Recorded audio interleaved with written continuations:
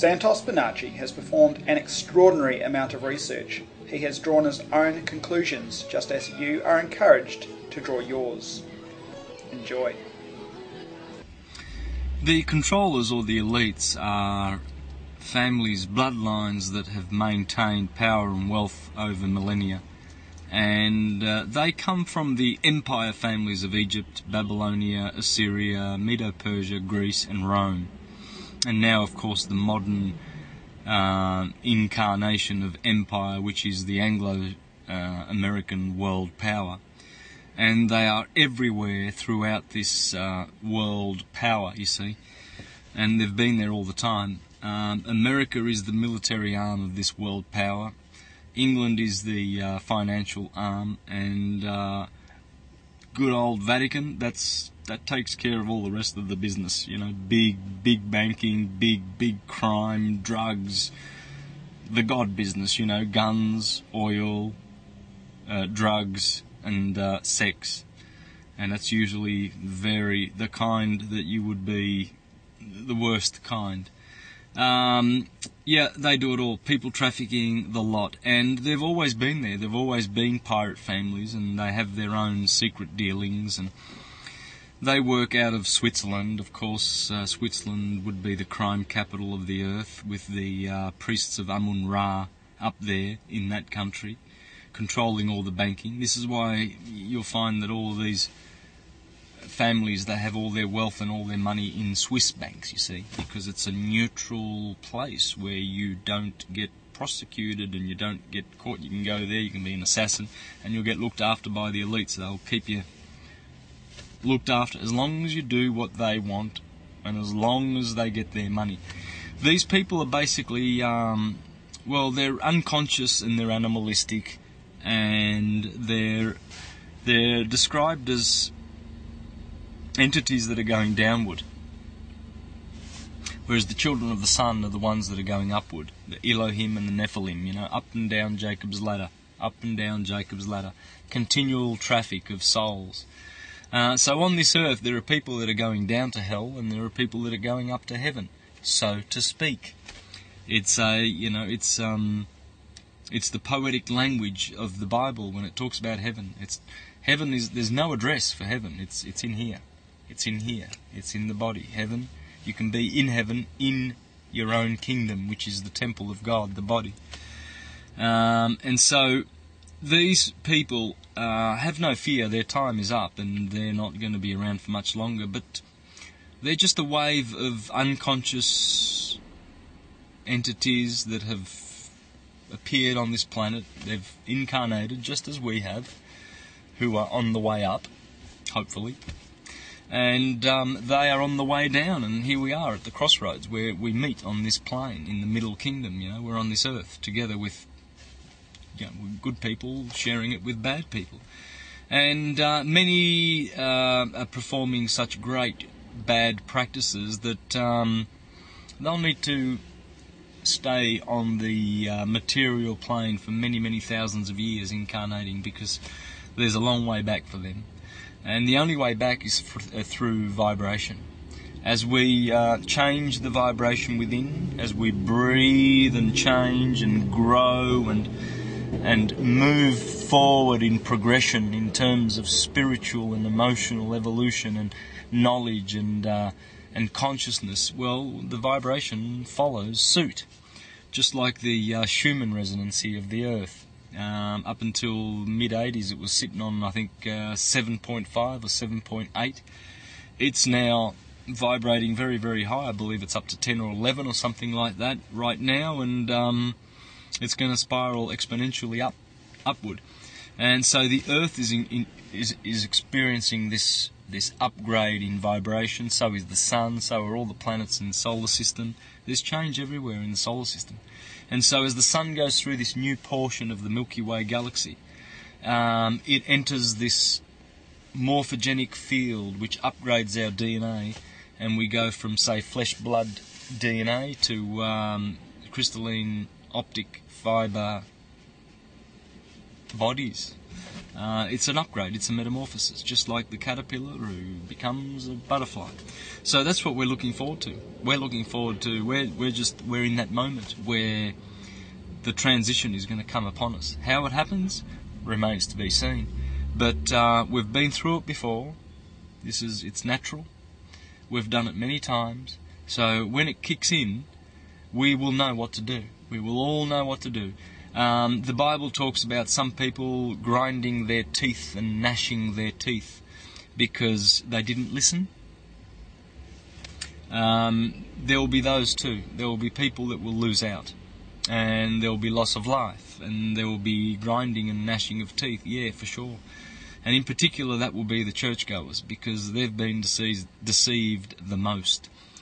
They've all been hoodwinked. There's mind control everywhere. Rome has been controlling people's minds properly, well, for 2,000 years. And she has her ways of doing this, but all of that you see out in the world, all of it institutionalised mind control. And they keep people dumb, and they keep people sick and busy. Big Pharma comes along with their treatments, no cures, just treatment. And the institutions teach all of the erroneous science. And the PhD types run along with their fathead diseases, repeating erroneous opinions like parrots that they were taught, because they don't know any better, and they don't do their own studies, and they don't have an open mind, and they don't care.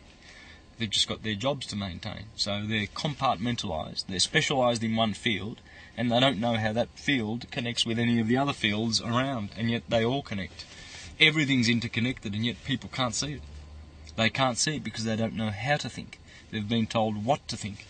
Therefore, everything's divided. There's a Muslim, there's a Christian, and there's a Jew, and he's black, and he's tall, she's fat, and everything is separated. Well, what I'm doing is I'm teaching comprehensivism and syncretism. Everything is embraced in one comprehensive, philosophical, syncretic thought process. And that's what philosophy does. But it must be syncretic. You see, you have many comprehensivists out there, but they don't syncretize. They don't show the interrelatedness of all things. And that can be done through the science of electromagnetism. That is the glue that bonds all of these seemingly disjointed philosophies and sciences and everything like that. Once we understand that everything is happening by virtue, by grace of electricity, then we can start to get somewhere with our, with our sciences and philosophies, and start teaching them properly and comprehensively and syncretically. Well, the source of the controlling elites' power is the dark satellite. They answer to the dark satellite. The dark satellite is the orb, one of the chakras of the earth. The earth has 7 chakras, just as we do, and one of those keeps the animal souls of disembodied human beings that didn't cut the grade, were bounced off the moon. Remember, the moon is the guardian of the first heaven. Circe, who turns people into swine. Yes, it's true. It's talking about science. The moon actually does that. She has her web where if anyone doesn't have the vibration to ascend past her, they get bounced back. And they get bounced back to the chakra of the earth, which contains and houses the animal spirits. Because disembodied humans must go down a grade if they don't cut the grade to go up to ascend. And they are controlling the elite. And this dark satellite, as it's called, it has been at perihelion for 2,000 years. And in 1881, it began to recede and go to apohelion, which means furthest away from the sun, or furthest away from its binary orb, the orb that it has a relationship to. So let's say this is the Earth. The dark satellite has been at perihelion, so it's been closest to the Earth. This animal chakra has been very close, but since 1881 it's been receding and pulling away. And what happens with that is our consciousness grows, and these entities, these dark entities, animalistic, very intelligent, unconscious though, entities, and very nasty, some of them, they who are controlling, say, the Vatican and, you know, your Queen Elizabeths and all that, those controlling types, they are now receding, and they are wanting to try and prolong their life, but as it recedes and as it goes away, the earth is more and more free. Every day relieves itself of this dark satellite. And so the fear that you see around on the secular plane by your Barack Obama types and your Gordon Brown types and these terrorists, that's all done so that there's fear on the earth, so that the dark satellite still has something to feed off. But that will change soon. Once the dark satellite's right out of the way, there will not be any fear on this planet. And there wasn't not too long in the distant past, you know, say like a good 7,000 or 8,000 years ago, we know that there was relative peace on this earth, and that there was not this fear and trauma that we have today on the earth.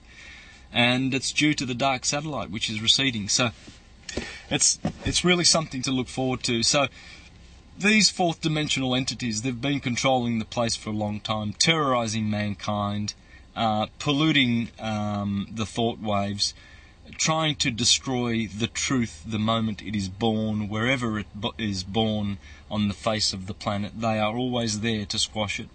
They send their emissaries and agents to go out there and control it and squash it the moment it tries to grow. But now, with the consciousness shift, it's too late. We've got the internet, we've got the information's all out there, and their game is up, the writing's on the wall, and they're over. So it's going to be very hard for this dark satellite to maintain itself on this planet, because the good energies are coming and they're out.